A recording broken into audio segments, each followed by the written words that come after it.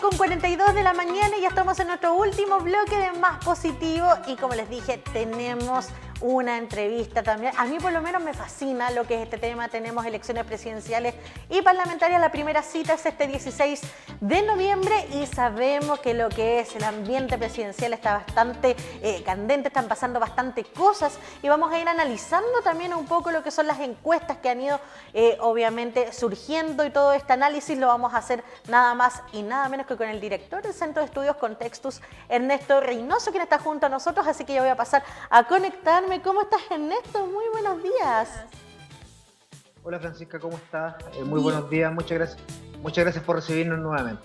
Oye, gracias a ti, Ernesto. Yo lo decía ahora cuando te presentaba, me encanta este tema, considero que es súper también relevante ir hablando sobre esto. Se vienen elecciones y el panorama ha ido variando desde que empezamos a hablar. ¿Recuerdas tú que los primeros análisis daban a Carolina Toá y a Evelyn Matei en lo que era la segunda vuelta presidencial y vemos que eso ha ido mutando, ha ido cambiando? Ahora vemos también viendo otros candidatos que están tomando también las paletas, que es Janet Jara y José Antonio Kast. Pero para partir, me gustaría que fuéramos hablando un poco de las encuestas y si existen muchas diferencias también en lo que son las encuestas y los datos también presidenciales, Ernesto, por favor.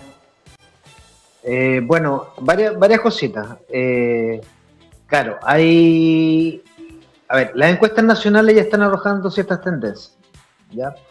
Esas tendencias apuntan a que claramente el candidato de la derecha que logre pasar podría tener supremacía frente a Janet Jara. Ese es el primer aspecto, es como dar el titular en el fondo, ¿me entiendes o no? Ahora, con respecto a lo que tú manifiestas, claro, esto es muy dinámico porque tienes que pensar tú que las opiniones de la gente van cambiando de acuerdo a la cantidad de noticias que van recibiendo y también de acuerdo al funcionamiento que va teniendo cada candidato.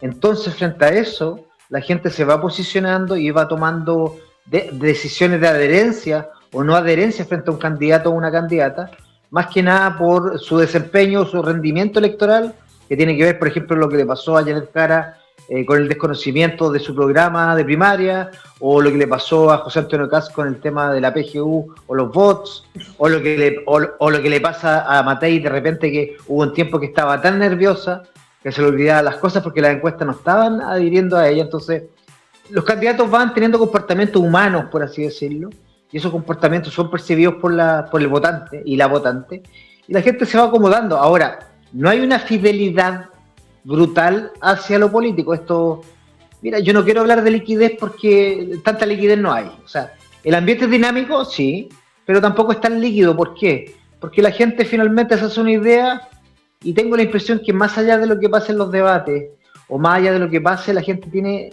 algunas decisiones ya tomadas.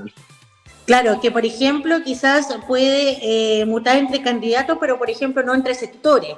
Quizás mucha gente que, claro, que pensaba, por ejemplo, apoyar a Evelyn Matei y está dando cuenta que quizás ella no podría llegar a una eventual segunda vuelta, dice como, ok, vamos a apoyar a José Antonio Kast. Yo creo que la liquidez puede ir entre sector, pero no entre, o sea, puede ir entre partidos, pero no entre sector de uno para otro. Claro, por lo menos en esta elección sí. Ahora, hay que saber también que hay gente que votó apruebo en el primer proceso constitucional y en el segundo votó rechazo. Y estamos hablando de la misma persona. Claro. Entonces, en dos escenarios electorales podríamos ver cambios. Ahora, frente a lo que tú dices, es muy cierto. ¿Por qué? Porque la persona que es de derecha no va a votar por la izquierda.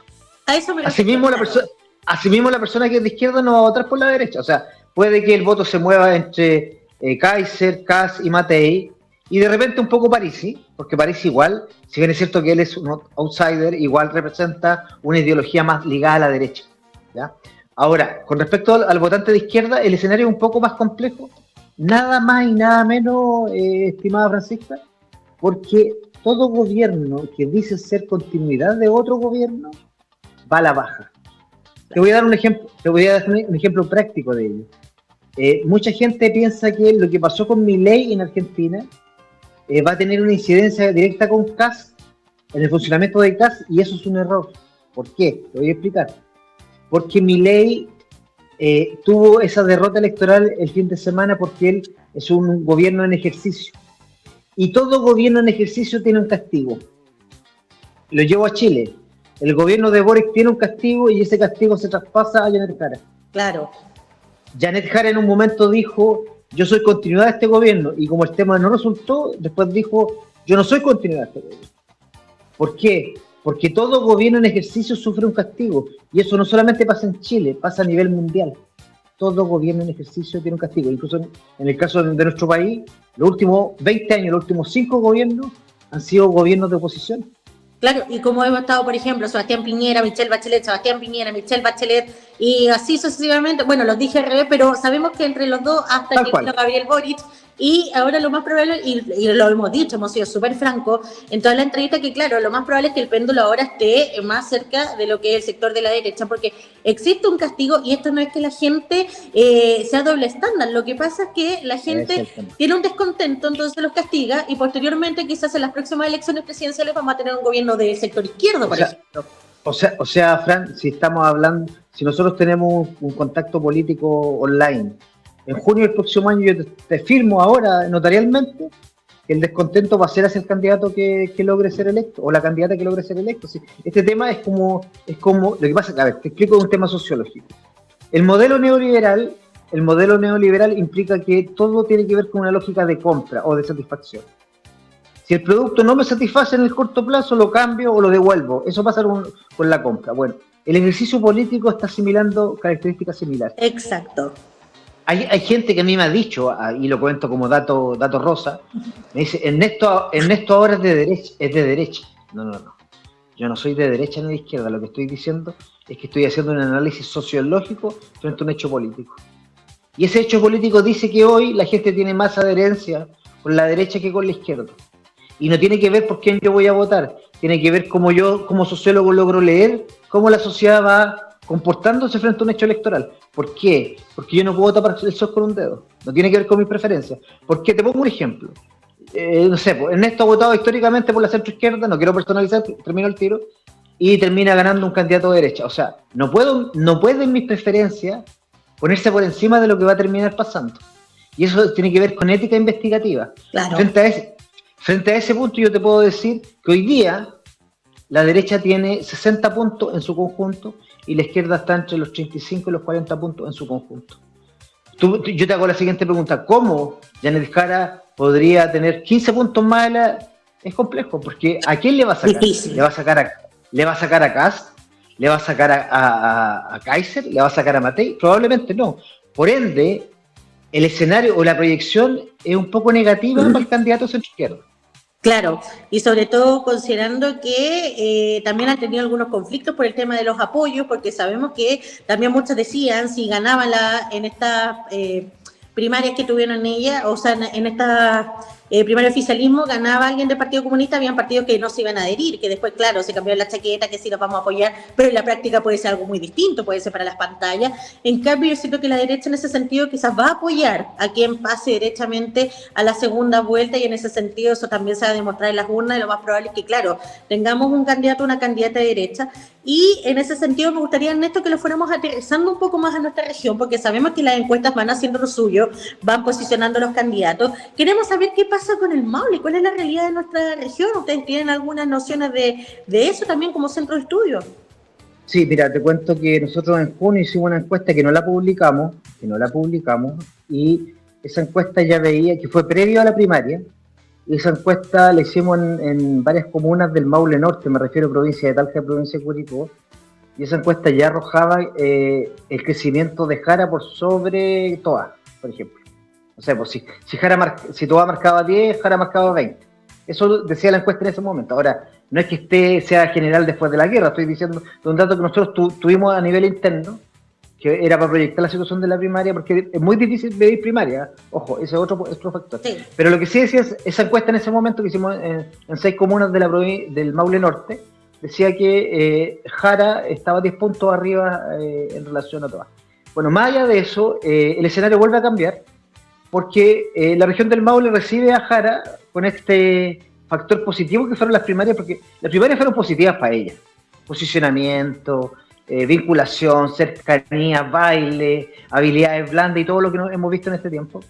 Pero esa espuma ya está bajando un poquito y Jara está volviendo a su realidad. Lo que yo creo es que muy probablemente en la región del Maule, Jara, el día de la elección, en la elección de noviembre, me refiero a la primera vuelta, ande cercano a los 30 puntos. No sé si pase los 30 puntos en el Maule, porque la región del Maule es una región históricamente más ligada a la derecha, Sí. ¿ya? Sobre todo el Maule Sur, y hablando de esa lógica del péndulo, como el péndulo está más a la derecha, entre que las regiones de derecha y el péndulo está para ese lado, es muy probable que Jara no pase los 30 puntos en la primera vuelta. Ahora, en la segunda vuelta ella va a tener un crecimiento, pero no creo que pase los 40 puntos, o ande los 40 puntos, digamos.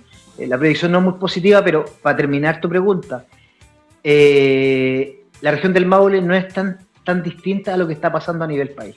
Esa es la verdad de las cosas.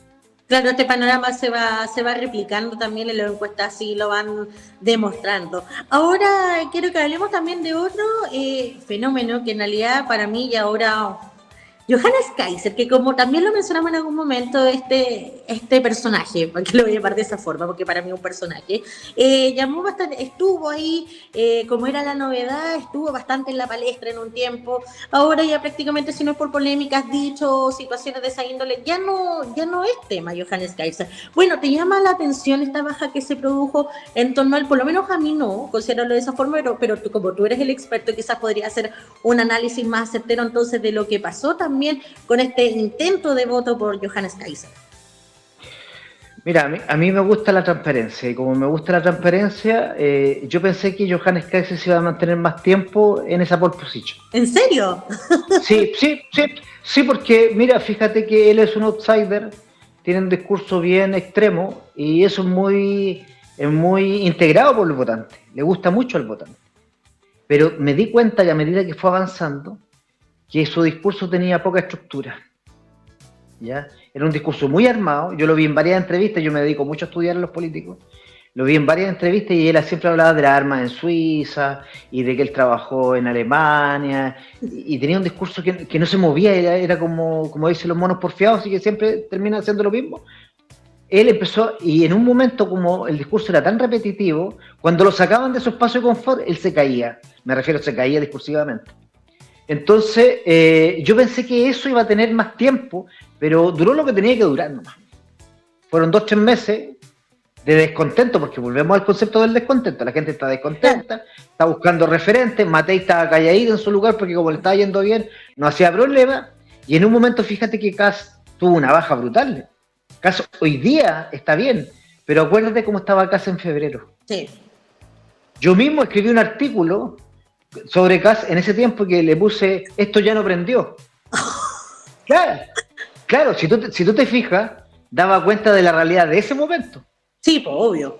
Pero es tan dinámico que hoy día nos encontramos que Kast vuelve a subir, Matei queda un poco estancada, está subiendo de a muy poquito, pero está subiendo, y Kaiser se fue a un lugar mucho más bajo. Por lo tanto, para responder nuevamente y no agarrarme tanto, yo pensé que Kast iba a estar más tiempo en esa posición favorable hacia él, pero en relación a su estructura, como tenía un radier, como pensando en una casa, tenía un radier medio arena movediza, por así decirlo, no se sostuvo en el tiempo, más que nada, porque fíjate, su partido, si bien es cierto, tiene muchos militantes, es un partido nuevo, no tiene parlamentarios por lo mismo, no tiene tanta estructura y no tiene recursos. Y para hacer campaña política hay que tener lucas, hay que tener territorio, hay que tener alcalde, hay que tener concejales, hay que tener parlamentarios. ¿Por qué? Porque esto es una carrera de muchos recursos y de mucho aire, por así decirlo. Definitivamente, pero es verdad. Me sorprendió en todo caso, yo siento que duró lo que tenía que durar, es como la novedad que llega, es bonito y se va y punto. Bueno, ya hablamos de Janet Jara, lo que podría ocurrir con ella en una eventual segunda vuelta. Y Evelyn Matei me llamó la atención. Quiero ir con Evelyn Matei ahora. Te dijiste, claro, está subiendo de a poquito, así, lento pero seguro. Pero ¿consideras tú que será suficiente como para que ella quizás lograra remontar y pasar a la segunda vuelta desde la honestidad de tu corazón como experto? A ver, está difícil, pero no es imposible. Si yo te dijera que el camino de Matei está cerrado, cometería un error porque quedan 3 meses de campaña, ¿ya? Y en política, de repente, 5 puntos cambian de una semana a otra. Entonces sería irresponsable de mi parte decirte, no, en realidad no tiene... No. Yo creo que todavía puede dar el golpe de timón. ¿Por qué? Porque Matei tiene algo que los otros candidatos no tienen. Por ejemplo, tiene partido. tiene alcalde, tiene concejales, tiene experiencia, representa la postura más mesurada entre dos extremos. Sí. Tenemos la extrema derecha, la extrema izquierda y tenemos el centro representado por ella, porque yo creo que ella es la mejor representación del centro hoy día como candidato político. Por lo tanto, yo creo que puede haber un crecimiento y algunos analistas en Santiago dicen que hay un voto silencioso hacia Matei, que hay gente que va a votar por ella y no lo quiere decir. Porque como estamos en un sentido de, o estamos en la izquierda extrema o estamos en la extrema derecha, se produce que la gente se está resguardando, como lo que pasó con el voto del rechazo. Cuando el rechazo ganó 62-38, fue un golpe muy duro para mucha gente, porque las encuestas preveían un triunfo del rechazo, pero no con esa diferencia. Ahí ya se hablaba de espiral del silencio. Hoy día nuevamente se está hablando de esa espiral del silencio, pero vinculado a Matei, y yo creo que ella puede seguir creciendo. Ahora, si ella logra dar vuelta y logra pasar a segunda vuelta, yo mismo le hago una grutita fuera de mi casa porque sería un tema extraordinario. Yo voy a ir a dejar velitas porque también quedaría impactada. Ahí te avisas y voy a dejar la grutita también, claro. Que de verdad. Pero como dices tú, esto puede pasar porque, insisto, cuando empezamos a hablar de la carrera presidencial teníamos 2 candidatas fijas. E imagínate cómo fue variando esto, tú decías en una semana 5 puntos, y esto es así, la política igual es muy dinámica en ese sentido, y eso es lo que la hace tan atractiva y entretenida, a mi gusto también, en especial. Así que claro, Matei puede decir, pues se puede llevar el voto como tibio, que llamo yo, este voto tibio de la gente que no le gustan los extremos, que no sabe, que no quiere ni chicha ni limonada, no, vamos por esto, porque por comodidad yo siento que ella también puede adherirse mayor cantidad de votos en el aspecto, porque estamos con ambos extremos.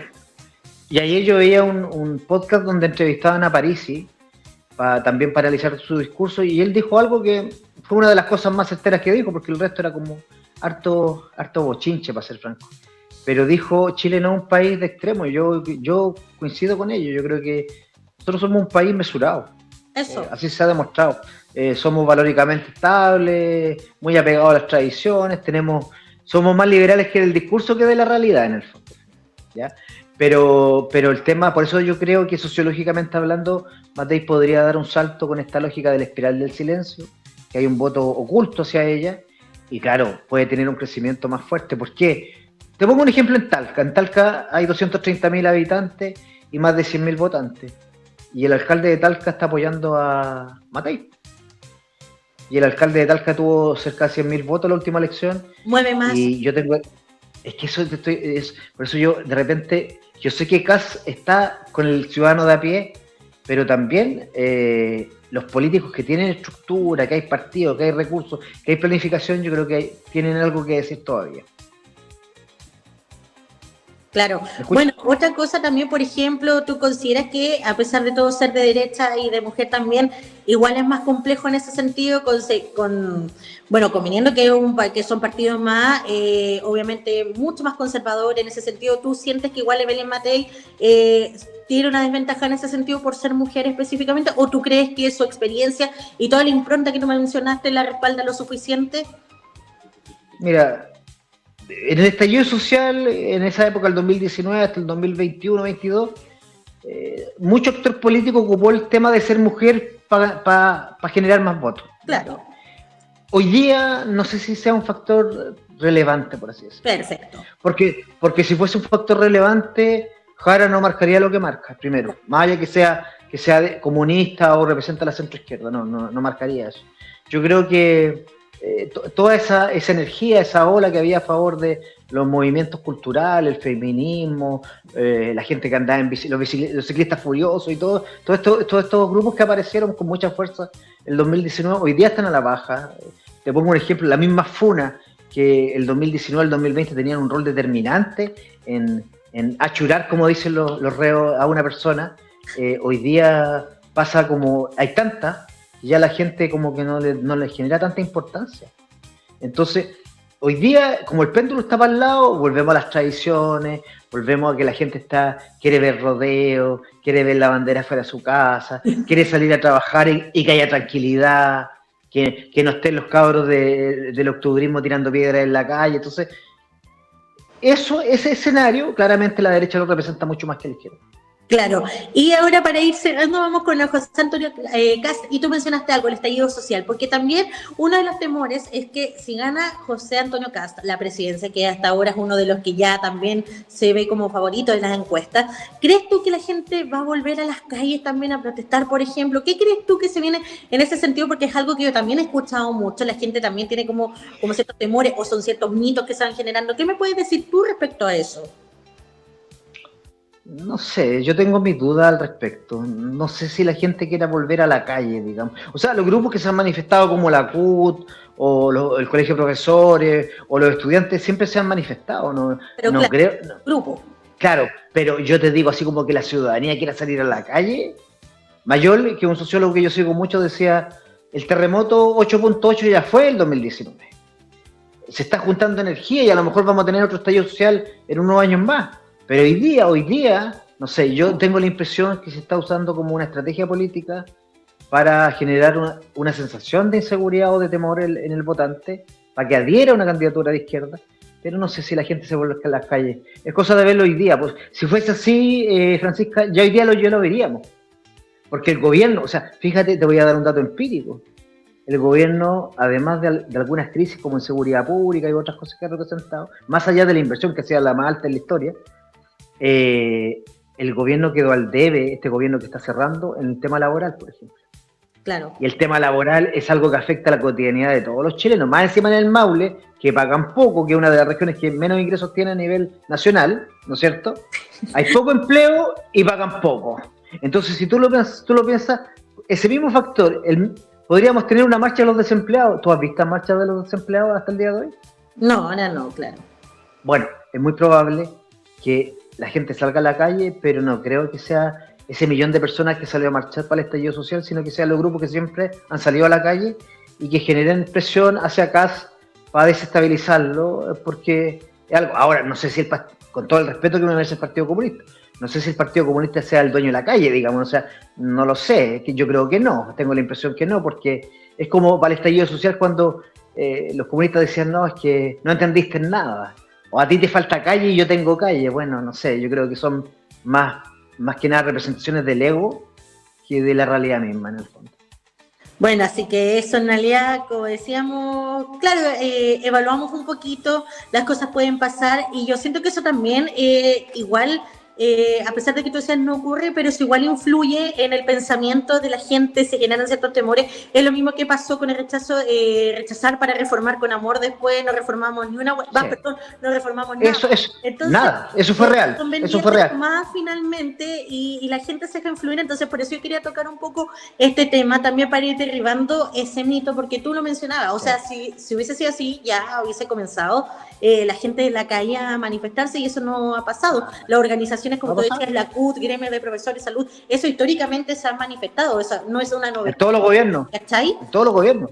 Entonces, claro, pero gente corriente y silvestre, como eso, no lo hemos visto. Entonces, por eso para mí era también súper importante tocar ese punto para que también seamos conscientes de lo que pasamos, porque mucha gente se quedó con el rechazar para reformar con amor y resulta que aquí todavía estamos que reformemos con amor, con ternura, porque eso nunca pasó, ¿cachai? Entonces, sí, bueno, es que solo para cerrar, Fran, tú tienes que pensar que la política también es un ámbito que juega mucho con ciertas verdades que manifiestan en un momento, pero muchas veces en algunos casos no se cumplen. Y el rechazar para reformar fue una, pero también puede ser el tema de asustar a la gente, que van a haber hordas de gente en las calles si gana Kast. Tengo mi duda al respecto y te lo digo como sociólogo, no en el ámbito personal mío. Perfecto, ¿ves? Quedamos todo clarito, siempre nos falta tiempo, pero como a mí me encanta este tema, la verdad, invitadísima a que nos conectemos en unos días más, pueden ser un par de semanas para seguir analizando, porque las encuestas, como tú decías, van variando, va mutando esto y podemos seguir analizando. Después del 18 nos volvemos a ver sin falta. Sí, porque ahora tenemos que comer empanada y tomar vino, así que no hay opción. Que disfruten la festividad, Ernesto, que te vaya muy bien, nos volvemos a encontrar. Igualmente, Fran, un gran abrazo para ti. Chao, chao. Y ahora sí, vamos a comenzar a despedir nuestro matinal. Uy, 12:06 nos pasamos, pero 6 minutitos nomás, no pasa absolutamente nada. Muchas gracias por su sintonía, por estar junto a nosotros. Los invito a continuar con la programación de Canal 30. 14 horas se encuentran conmigo las noticias. 16 horas se encuentran conmigo nuevamente Mujeres en Sintonía. Pero lo que sí, a las 21 horas se encuentran con Mati Cruzat en lo que es la edición central de informaciones y con Mario Zapata a las 22 con todo lo del deporte. Muchas gracias, que estén muy bien. Bello, bello. Chao, chao.